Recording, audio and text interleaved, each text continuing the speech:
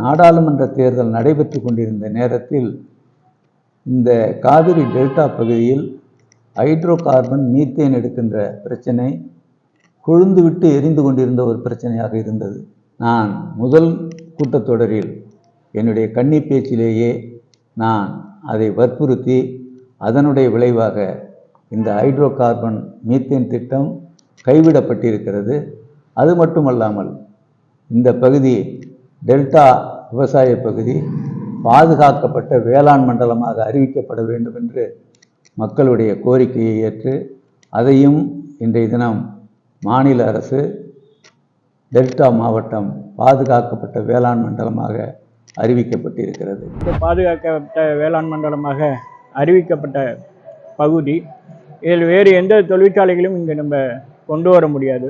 ஆனால் விவசாயம் சார்ந்த தொழிற்சாலைகளை இங்கு கொண்டு வரலாம்.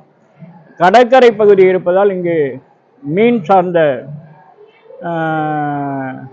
தொழில்களை இங்கு கொண்டு வரலாம். அதுக்கெல்லாம் அவர் எந்த முன்னெடுப்பும் செய்யவில்லை.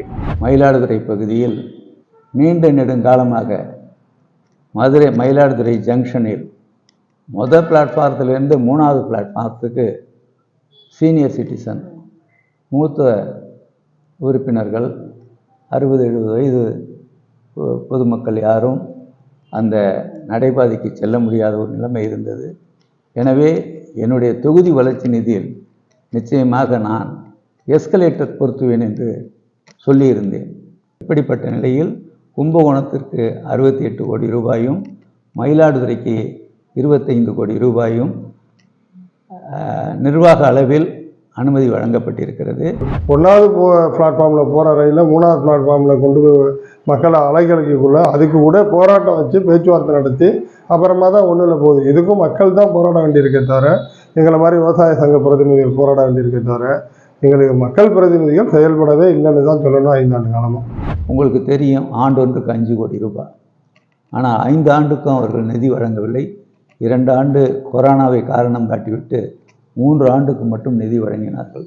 இந்த 3 ஆண்டு வழங்கப்பட்ட நிதியில் நான் பள்ளி கட்டிடங்களுக்கு தேவையான கழிப்பறை வசதிகள், பள்ளி கட்டிடங்களுக்கு தேவையான சுற்றுச்சுவர்கள், அதே போன்று நூலக கட்டிடங்கள், தார் சாலைகள், இணைப்பு சாலைகள், பாலங்கள், மதகுகள், நடைபாதைகள், குளங்களை சுற்றி நடைபாதைகள், சுமார் 17 லட்சம் ரூபாய் அளவுக்கு நூல்கள், அந்த உயர்நிலைப்பள்ளி மேல்நிலைப்பள்ளியில் இருக்கக்கூடிய நூலகங்களுக்கு மாணவர்களுக்கு தேவையான நூல்களை நான் நாடாளுமன்ற உறுப்பினர் தொகுதி வளர்ச்சி நிதியிலிருந்து வாங்கி கொடுத்திருக்கிறேன். 5 நூலக கட்டிடங்கள் என்னுடைய தொகுதி வளர்ச்சி நிதியிலிருந்து நான் வழங்கியிருக்கிறேன். 10 சீட்டு கொடுப்பாங்க ஒரு வருடத்திற்கு. அந்த 10 சீட்டு பார்த்தீங்கன்னா அந்த 3 வருஷத்தில் ஒரு 28 பேரை அவர் சேர்த்து விட்ருக்காரு. என் நண்பர் ஃபேமிலியிலேருந்து கூட ஒரு குழந்தைய சேர்த்து விட்ருக்காங்க.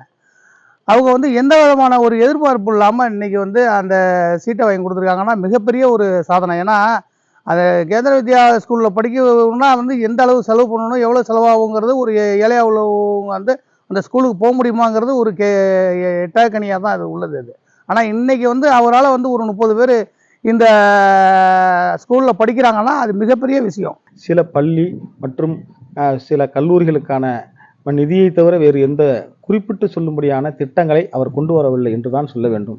Mayiladuthurai Tharangambadi railway track, restoration of railway track from Mayiladuthurai to Tharangambadi, ஏற்கனவே ஓடிக்கொண்டிருந்த புகைவண்டி தடம். உங்களுக்கு ஞாபகத்துக்காக சொல்கிறேன், ஒருதலை ராகம் சினிமா படம் எடுக்கப்பட்டது அந்த ரயில் தடத்தில் தான். அந்த தடம் மீட்ரு கேஜாக இருந்ததை ப்ராட்கேஜாக மாற்றுறோன்னு சொல்லிட்டு அதை அப்படியே ப்ராட்கேஜாக மாற்றலை, மீட்ரு கேஜாக இருந்ததையும் பிரித்து போட்டாங்க. ரயில்வே லேண்டு அப்படியே இருக்குது. தஞ்சாவூர் வரை டபுள் ட்ராக் வருது. திருச்சியிலேருந்து தஞ்சாவூர் டு விழுப்புரம் சிங்கிள் ட்ராக்காக இருக்குது. இந்த 100 கிலோமீட்டரும் டபுள் ட்ராக்காக பண்ணுனாக்கா மயிலாடுதுறையிலேருந்தோ கும்பகோணத்துலேருந்தோ 2 மணி நேரத்தில் நம்ம சென்னை போக முடியும். டபுள் ட்ராக் பண்ணணும்னு சொல்லி இந்த கோரிக்கையும் வலியுறுத்தி இருக்கிறேன். தஞ்சை முதல் விழுப்புரம் வரை அமைக்கப்பட வேண்டும் போன்ற கோரிக்கைகள் எல்லாம் இருக்கின்றன. இந்த கோரிக்கைகள் எல்லாம் அவர் பதிவு செய்திருக்கிறார். மாப்படுகை ரயில்வே கேட்டுக்கான நில ஆர்ஜிதம் நடைபெற்று முடிந்திருக்கிறது. இனிமேல் அது ரயில்வே துறையில் அதற்கான நிதி ஒதுக்கீடு செய்யப்பட வேண்டும். இது 2வது கோரிக்கை. இன்றைக்கு கடைசி நேரத்திலே பதவி போகிற நேரத்திலே திருநாகேஸ்வரத்திற்கு லோகோ ஷெட் வேண்டும், ரயில்வே லோகோ ஷெட் வேண்டும் என்று கேட்கிறார்கள். ரயில்வே கட்டமைப்பு பொறுத்த மட்டிலே மயிலாடுதுறை ஜங்ஷன் என்பது பல ஆண்டுகளாக 60-70 ஆண்டுகளுக்கு மேலாக இது கடலோர கிராமங்கள் 24 கிராமங்கள் இருக்கிறது. அங்கே குடிக்க தண்ணியே உப்பு தண்ணி தான். நான் நாடாளுமன்ற உறுப்பினராக வந்தால் உங்களுக்கு பாதுகாக்கப்பட்ட குடிநீர் நாங்கள் வழங்குவோம் என்று சொல்லியிருந்தேன். இன்று அவர்களுக்கு தேவையான அளவுக்கு பாதுகாக்கப்பட்ட குடிநீர் வழங்கப்படுகிறது. குடிநீருக்கு கிட்டத்தட்ட ஒரு 10 வருஷமா அதிமுக காலத்துல ரொம்பவே கஷ்டப்பட்டிருக்காங்க. 10 வருஷமா வந்துட்டு நல்ல குடிநீர் இல்லாம கஷ்டப்பட்டவங்களுக்கு ஒரு ஆதாரத்தை வந்துட்டு ஏற்படுத்தி கொடுத்திருக்காரு. அது ஒரு பெரிய சாதனையாவே சொல்லலாம். மீனவ கிராமங்களுக்கு தேவையான செட்டி, அதாவது படகுகளை கரையில் அணைவதற்கான இடம், சிறு துறைமுகம், மீன்களுக்கு உலர்த்துவதற்கான களம், காங்கிரீட் களம், இவைகள் எல்லாம் கட்டப்பட இருக்கிறது. இதில் மீன் வளத்துக்கான தூண்டில் வளைவுகளை சில இடத்துல அமைச்சிருக்காங்க. அது இந்த எம்பி அமைக்கல. முன்னாடி இருந்த எம்பி, இதுக்கு முன்னாடி இந்த மத்திய அரசு நிதிகள் அமைச்சிருக்காங்களே தவிர இந்த எம்பி எந்த ஒரு புது திட்டத்தையும், தூண்டில் வளைவுகளோ, எந்த ஒரு மீன் வளர்ச்சிக்கான இந்த திட்டங்களோ, ஆழ்கடல் மீன்பிடிப்பை பற்றியோ எந்த ஒரு வளர்ச்சி திட்டங்களையும் கொண்டு வரல. ஆக இந்த 3 ஆண்டு கால நிதி ஒதுக்கீட்டில் மயிலாடுதுறைக்கு சுமார் 60 லட்சம் ரூபாய் மதிப்பீட்டில் மேல்நிலை நீர்த்தேக்கு தொட்டி ஒன்று என்னுடைய தொகுதி வளர்ச்சி நிதியிலிருந்து தற்போது அது நடந்து கொண்டிருக்கிறது. அறிஞர் அண்ணா திருமண மண்டபம் மேக்கிரிமங்கலம், அங்கே அந்த மண்டபம் மின் வசதி இல்லாமல், மின் விளக்கு வசதி இல்லாமல், ஃபேன் இல்லாமல், இப்படி அடிப்படை வசதிகள் இல்லாமல் இருந்தது. அந்த வங்கியில் சொல்லி அவர்களுடைய சிஎஸ்ஆர் நிதி திட்டத்தின் மூலமாக அதை நான் சரி செய்து கொடுத்தேன்.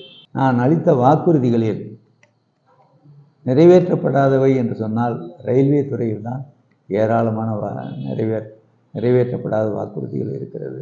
இந்த 20 லட்சம் மக்கள் ஒட்டுமொத்தமாக மயிலாடுதுறை நாடாளுமன்ற தொகுதியை இங்கே இருக்கிற மக்களுக்காக அவர் பேசவும் இல்லை, செயல்படவும் இல்லை என்பதுதான் பட்டவர்த்தனமான உண்மை.